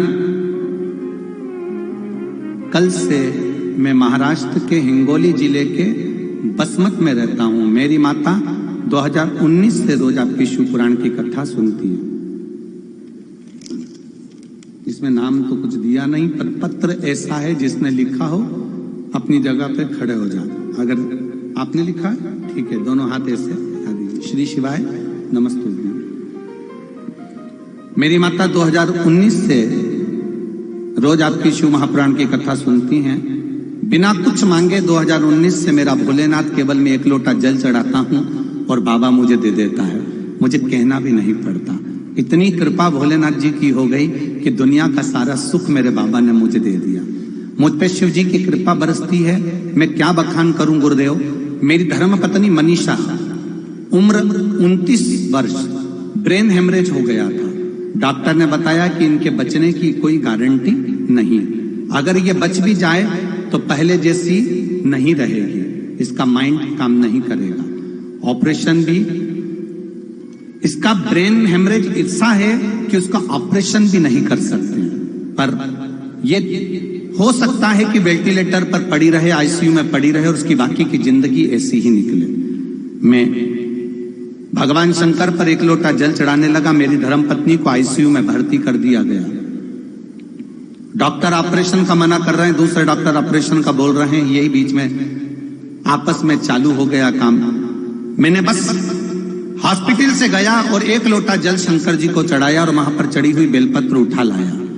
धर्मपत्नी के पलंग पर आईसीयू के रूम में उसके गद्दे पर तकिए के नीचे बेलपत्र को रख दिया। केवल मेरी पत्नी का जब धीरे धीरे डॉक्टरों ने इलाज चालू करा तो वो कोमा में जाती चली गई, और कोमा में जाने के बाद उसका शरीर केवल एक बॉडी की तरह रह गया। बेलपत्र उसके सिराने पर रख दिया, उसका शरीर हिल नहीं रहा था, कोमा में उसकी स्थिति थी।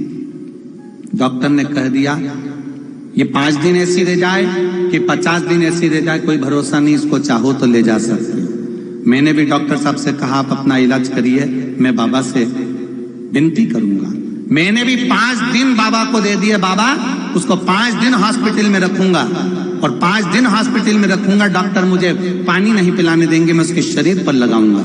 मैंने भी टीवी पर कथा सुनी है, वो सीहोर वाला महाराज शिव पुराण में कहता है सारी समस्या का हल 1 लोटा जल। मैंने भी 5 दिन आपसे मांगे हैं बाबा। 5 दिन मैंने डॉक्टर से कहा आप रखो हॉस्पिटल में, ये कोमा में चली गई है, मैं शिव जी को जल चढ़ाता, उसके शरीर पर लाके छीट देता। रोज मैंने यही करा। 5 दिन के बाद में बाबा की ऐसी कृपा हुई, उसका शरीर हलचल करना प्रारंभ हो गया, कोमा से बाहर हो गई, और डॉक्टर की कृपा से वो स्वस्थ हुई। ये शिव कृपा बेटी है। हर हर शिव तत्व इसी को कर, शंकर इसी को कर, करुणा सागर इसी को कर, उसकी भक्ति इसी को कर।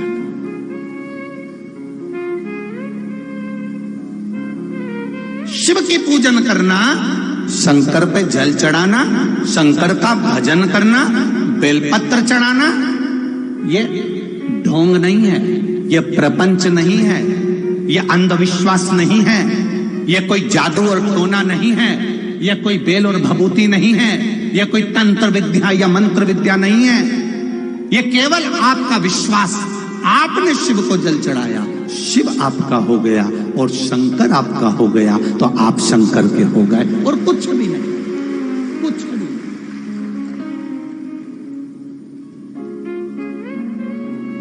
बोल बम का नारा है, जम के बोलो जरा, बाबा एक सहारा है।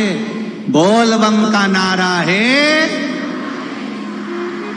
केवल उसके सहारे पर, उसके भरोसे पर। भोलेनाथ दया करना, मैं तेरे भरोसे हूँ, मेरे बाबा दया करना, मैं तेरे भरोसे हूँ। ना घर के भरोसे हो, ना परिवार के भरोसे हो, ना घर के भरोसे हो, ना परिवार के भरोसे हो। आप भी बोलिए, मेरे बाबा दया करना, मैं तेरे भरोसे हूँ, मेरे भोले दया करना, मैं तेरे भरोसे हूँ। दुनिया ने छला मुझको, अपशब्द कहा मुझको, दुनिया ने छला मुझको, अपशब्द कहा मुझको, मेरे बाबा दया करना,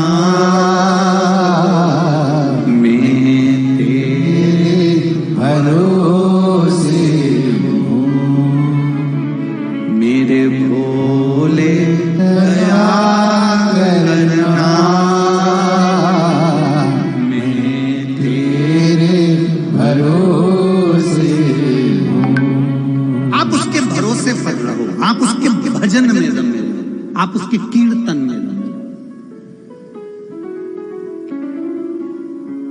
करो भजन।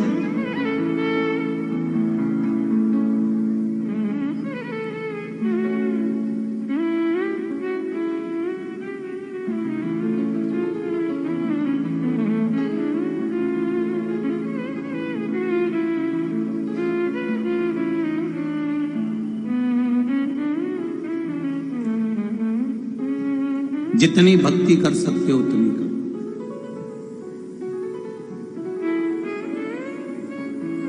कल एक बेटी ने झोली में, जो कार्यकर्ता झोली आपके पास लाते हैं, उसमें एक लेटर डाला, एक पत्र डाला। वो पत्र जहां हम सांसद जी के यहाँ रुके हैं वहां पर रखा हुआ। उस पत्र में उस बेटी ने एक बात लिखी, हम मंदिर अगर परिधान को बदल कर जाएंगे तो लोग हमको हंसते हैं। अगर मान लो मेरे को कॉलेज जाना है, ट्यूशन जाना है, और मैं जो कपड़े पहनी हूं, मान लो मैं जीन्स पहनी हूं, मान लो मैं टी शर्ट पहनी हूं, तो क्या मैं मंदिर में जाके पानी चढ़ाकर फिर जा सकती हूं? अपनी कोचिंग सुबह सुबह का टाइम रहता है, मंदिर जाने के कपड़े अलग पहनूं, फिर कोचिंग के कपड़े अलग पहनूं, इतना समय नहीं मिल पाता। क्या मैं वस्त्र पहनूं और चली जाऊं? हम उस बेटी से कहना चाहेंगे, भगवान तुम्हारे कपड़े देखने के लिए नहीं बैठा है, भगवान तुम्हारा दिल देखने के लिए बैठा है। कपड़े देखने के लिए दुनिया के लोग बैठे होंगे, पर मेरे महादेव, आज के जमाने की बेटियां और बेटे अगर मंदिर जा रहे हैं, शिव मंदिर जा रहे हैं, एक लोटा जल चढ़ाने जा रहे हैं, तो मेरा निवेदन है, बड़ी मुश्किल से इनको मंदिर का दरवाजा मिला है। अगर हम टोकना चालू करेंगे तो फिर मंदिर से गायब। बड़ा मुश्किल से ये मंदिर के द्वार तक पहुंचे। एक सास बहू पर ज्यादा नियम लगाती है ना, बहुत ज्यादा नियम लगाती है, बहुत ज्यादा नियम लगाती है, तो बहू फिर सास की नहीं सुनती। एक प्रश्न यहां सम्मुख में है, एक बहू से सास रोज एक ही बात कहती, एक एक दाना बीन बीन कर अच्छे से रखना, तिल्ली पूरी साफ करना, तिल्ली का लड्डू बनना है, कोई कचरा ना हो, एक एक दाना अच्छे से बीनना, एक एक दाना अच्छे से बीनना। ऐसी तिल्ली हुई और ऐसा तिल्ली का लड्डू हुआ, बेचारी बहू के बाल नोच लिए सास ने। अगली बार बहू विचार करेगी, मकर संक्रांति पे अपने मायके चली जाऊंगी, पर डोकरी के साथ नहीं रहूंगी। बोलोरी पर बनी की जीजियों, गलत कह रहे हैं। तुम ज्यादा परेशान करोगे, अगली बार त्योहार आया वो मायके चली जाएगी, मम्मी सीधे लड्डू बनाएगी, खिलाएगी, खाएगी और आ जाएगी। तुम बनाती रहो और खाती रहो। तुम ज्यादा कहोगी ना, एक एक तिल्ली को धोना, एक एक तिल्ली को साफ करना, एक एक तिल्ली को साफ करना। जिस बेटी ने पढ़ाई में अपना जीवन निकाला, जिस बेटी ने विद्या में अपना जीवन निकाला, जिस बेटी ने एजुकेशन में अपना जीवन निकाला, जिस बेटी ने कंपटीशन एग्जाम में अपना जीवन निकाला, आज वो तुम्हारे घर को लेकर चल रही है। ये बहुत बड़ी बात है और संभाल के चल रही है, ये बहुत बड़ी बात है। और उसके बाद भी तुम बेटी के पीछे पड़ी रहो, एक एक तिल्ली धोना, एक एक तिल्ली धोना। और वही बेटी फिर मकर संक्रांति के दिन बाथरूम में नहाने गई, 3 घंटे तक बाहर नहीं आई। सास ने पूछा, बेटा क्या कर रही है? मम्मी एक एक बाल को शैम्पू कर रही हूं, एक एक बाल को अलग अलग शैम्पू कर रही थी तो नहीं आई। तुम्ही ने नियम बताया था, एक एक कचौड़ी अच्छे से तलना, एक एक पूरन पोली अच्छे से बनाना, एक एक लौकी अच्छे से काटना, तो वो भी एक एक बाल अच्छे से धो रही है। सास ने दूसरी बार संक्रांति पे बोलना बंद कर दिया कि एक एक तिल्ली अच्छे से धोना।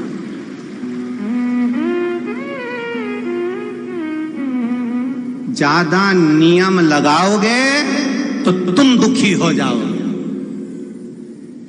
वो जा रहा है मंदिर तक, उसको जाने दो। वो जा रहा है भगवान के भजन तक, उसको जाने दो। वो जा रहा है कीर्तन तक, उसको जाने दो, जाए वो।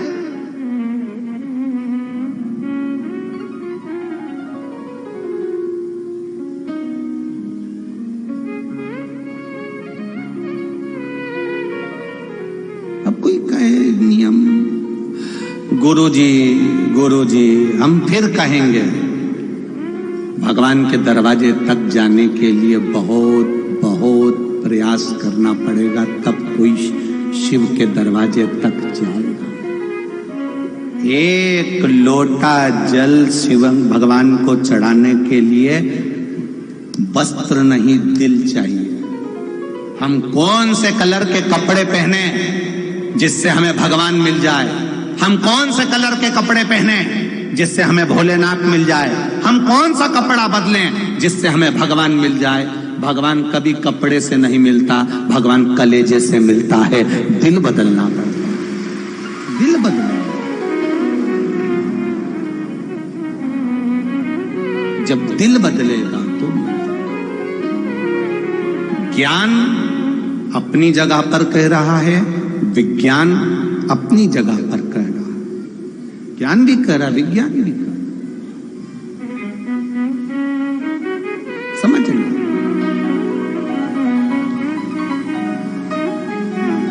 ये कुछ अनुभव ज्ञान के होते हैं और कुछ अनुभव विज्ञान के होते हैं। ना विज्ञान बुरा है ना ज्ञान बुरा है, ज्ञान से विज्ञान की प्राप्ति हुई है, ना कि विज्ञान से ज्ञान की प्राप्ति। एक पुलिस वाला थाने में बैठा था और एक व्यक्ति एक स्त्री के कपड़े में था, इतना घूंघट था, चूड़ी पहना था, पांव में पायल, बिछुड़ी, करदोनी, गजरा सब लगाया हुआ था, इतना इतना घूंघट डला हुआ था। वो व्यक्ति उस स्त्री को पकड़ के थाने में ले आया, वो महिला को पकड़ के थाने में लाया और महिला को पकड़कर थाने में लेकर आया और उसने थानेदार से कहा, सर साहब ये जासूस है, ये जासूस है। थानेदार बोला, तुम कैसे कह सकते हो कि जासूस है? अरे साहब, पहले तो ये औरत नहीं है, स्त्री नहीं है, ये नारी नहीं है, ये पुरुष है। थानेदार कह रहा है उसका पूरा लिहाज, जो वस्त्र है, आभूषण है, उसका पूरा स्वरूप बता रहा है कि स्त्री है, और तू कह रहा है कि पुरुष है। तू कैसे कह सकता है कि पुरुष है? साहब मैं कह रहा हूं ये पुरुष है। बुलाओ लेडीज कांस्टेबल को और इसके कपड़े उतारो।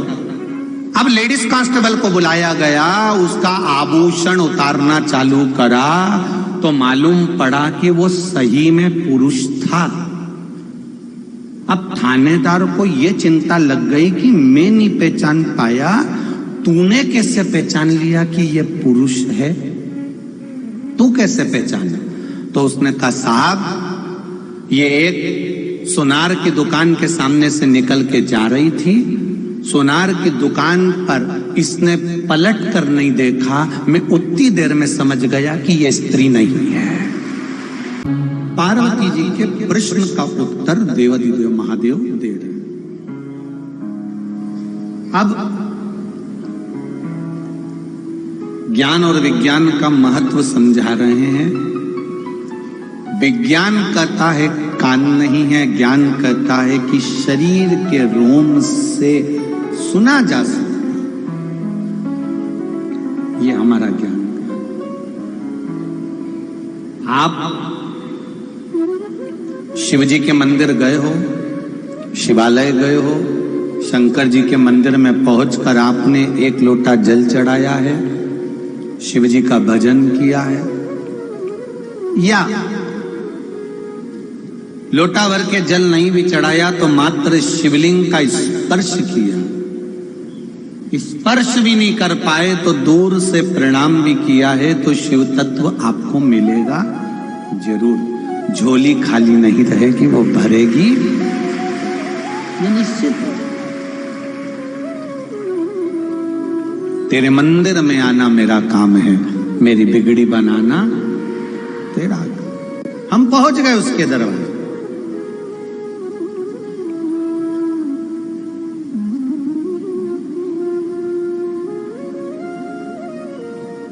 यहां इतने लोग बैठे हैं और मेरे परवणी के सारे भाऊ लोग बैठे हैं। इतने सारे लोग बैठे हैं, मैं पूछना चाहूं क्या तुम सब अच्छे ड्राइवर हो? अरे बोलो तो जम के, सब अच्छे ड्राइवर हो क्या?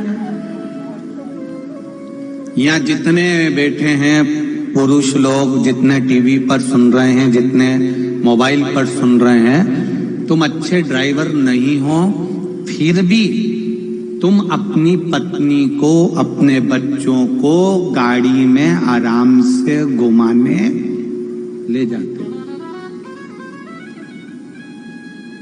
घुमाने ले जाते हो। कथा तक भी तुम लेकर आ गए। कई कई तो ऐसे हैं जिनको गाड़ी नहीं आती तो भी यहां तक ले ही आए। कारण क्या है?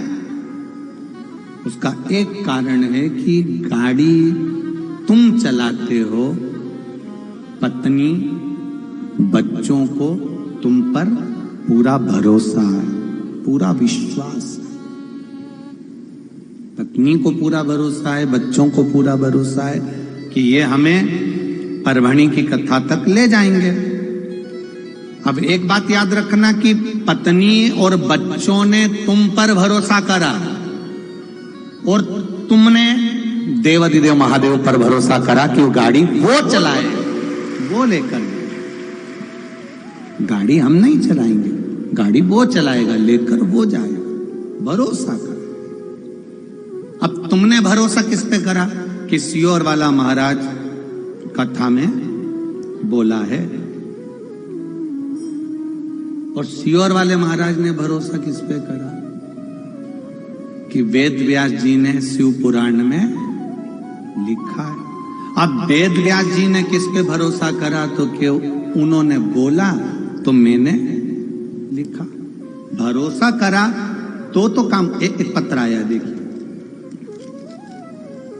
देखो एक पत्र।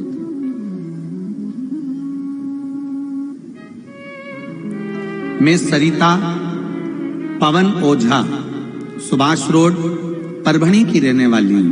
कहीं बैठी हो तो हाथ हिलाती हैं, दोनों हाथ हिला दो। एक बार श्री शिवाय नमस्तुभ्यं।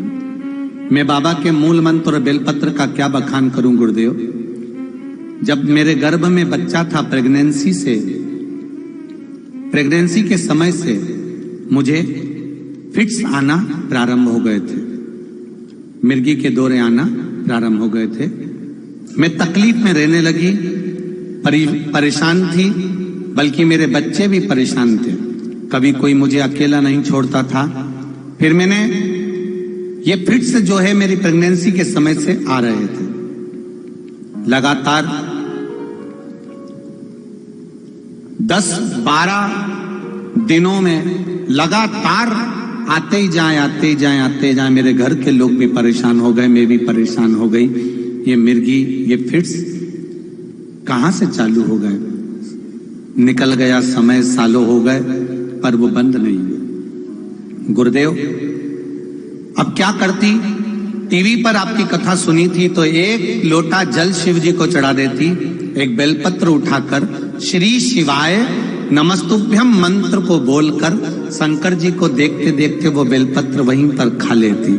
गुरुदेव, बाबा से प्रार्थना करती, बाबा मुझे संभाल लो, और बाबा की कृपा से गुरुदेव 1.5 साल हो गया, मेरे फिट्स आना बंद हो चुके हैं, शिव की कृपा। बैठिए बहन, हर हर महादेव।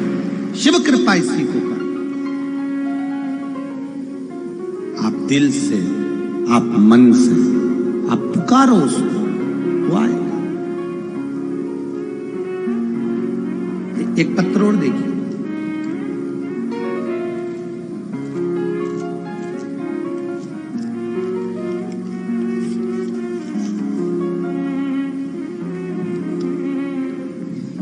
मेरा नाम कल्याणी रघुनाथ चारे है। मैं जिला बंकी अंबाजोगाई से आई हूँ, बीड़, जिला बीड़ अंबाजोगाई से आई हूँ। कहीं बैठी हो तो हाथ हिलाइएगा, जहां कहीं भी बैठे हो। मेरे पापा की किडनी में बहुत साल से पथरी हो गई थी और किडनी पर सूजन रह रही थी। किडनी के पास में पथरी होने के कारण बस शरीर भी बेकार होता चले जा रहा था। डॉक्टर ने बोला कि इनका ऑपरेशन करना पड़ेगा, पथरी निकालना पड़ेगा। मैंने आपकी कथा मोबाइल पर सुनी, पशुपतिनाथ का व्रत करना प्रारंभ करा, सफेद दुर्वा का प्रयोग आपने बताया था वो करना प्रारंभ करा, बाबा को शिव जी की बेलपत्र देना प्रारंभ करी और बाबा की ऐसी कृपा हुई कि उनकी किडनी पे से पथरी चूर चूर होकर निकल भी गई और वो अब ठीक हैं, कोई तकलीफ नहीं। ये शिव तत्व, ये शंकर। आप करो भजन उसका, आप करो स्मरण उसका, वो आपको साथ देगा।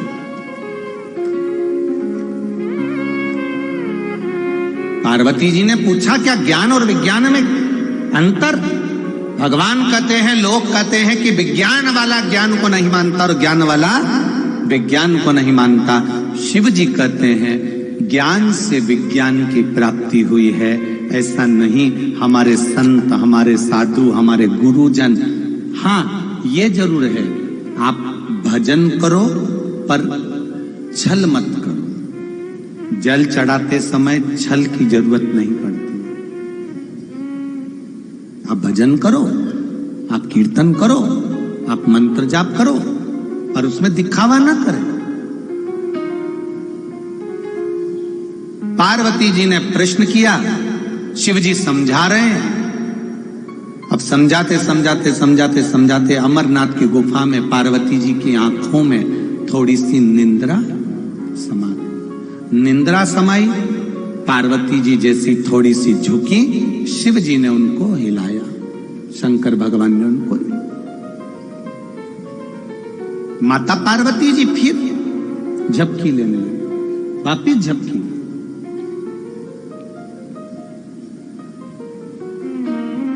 फिर किसी ने हिलाया, शिव जी ने फिर हिलाया।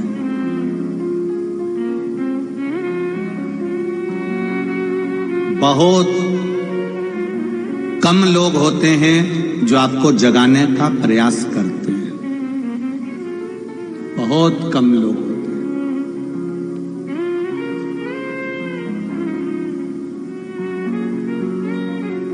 जो आपको जगाने का प्रयास करते हैं।